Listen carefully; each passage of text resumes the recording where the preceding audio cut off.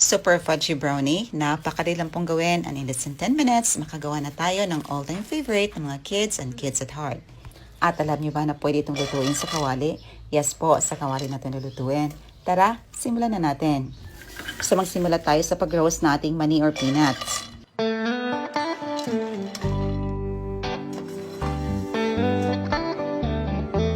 Gagamit tayo dito ng buttercup. Pwede din pure butter ang inyong gagamitin. At i-melt lang natin ito kasama ang ating brown sugar.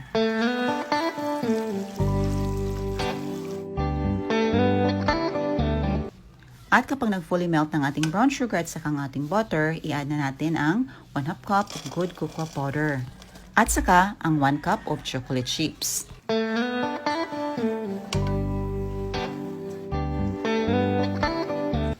At ayan, niluluto lang natin ito sa mahinang apoy lamang. At kapag na-fully mix na ang lahat ng mga ingredients, i-add na natin ang 1 and 1/2 cup all-purpose flour. At dito pinatay na natin ang apoy at ang residue lang ng heat ang magluluto ng ating flour. Yes po mga mommies, dapat patayin natin ang apoy dahil i-add pa natin mamaya ang ating itlog. At dito bahagyan ng lumamig and fully mix na din ang lahat ng mga ingredients, i-add na natin ang 4 pieces of large eggs.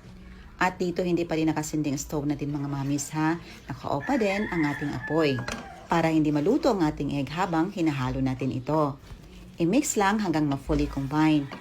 Napakabango talaga ng ating brownies mga mommies at nag-infuse ng flavor ng cocoa powder at saka chocolate chips natin.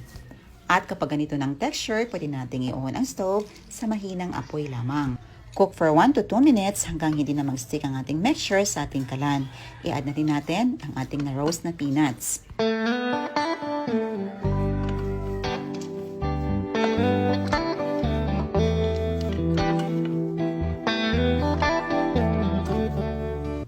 And ito na, after a few minutes, ready na to serve ang ating napakasarap at napakabango na fudgy brownie. Hahanguin na natin ito at ilagay na sa isang molde. Gumamit lang tayo dito ng rectangular glass molder at hindi na natin ito pinahiran pa ng oil. I-flatten lang natin ito hanggang sa makompress ang ating mixture.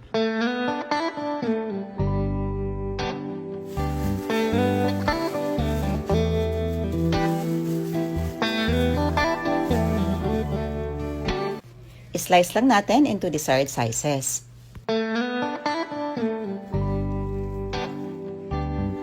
At ito na, nakagawa tayo ng walang pirasong brownie bars at mag-top tayo ng iba't ibang toppings. Gagamit tayo dito ng roasted peanuts, chocolate chips at saka ang ating napakamakulay na sprinkles.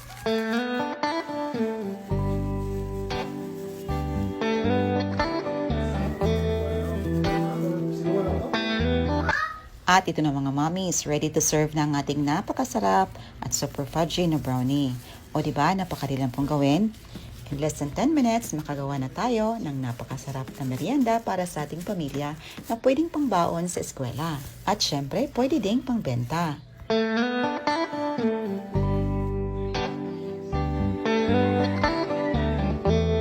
Ito na isang flavor ng ating brownie na tinap natin ng chocolate chips at super favorite talaga to ng aking anak. Meron din tayong peanuts at saka sprinkles. O diba, nakagawa tayo ng 3 flavor mga mommies na pagpipilian ng ating mga anak. Napakasarap talaga nito at hindi nakakaumay ang tamis at lasa. And siya nga pala mga mommies, it's time for our shoutout. A big shoutout to Arvin Maykayda from Bicol at sa ating masugid na taga-subaybay na si Nor Haifra from Quezon City. And sa mga gusto namang magpa-shoutout dyan, message mo lang ako para ma-shoutout ko kayo sa next video natin. And thank you talaga sa inyong lahat mga mommies and mga daddies sa inyong walang sawang suporta from Luzon, Visayas, and Mindanao. Maraming salamat talaga sa inyong lahat. Ayan lang po, so thank you so much for watching. See you in my next vlog. God bless you all and stay safe everyone. Bye!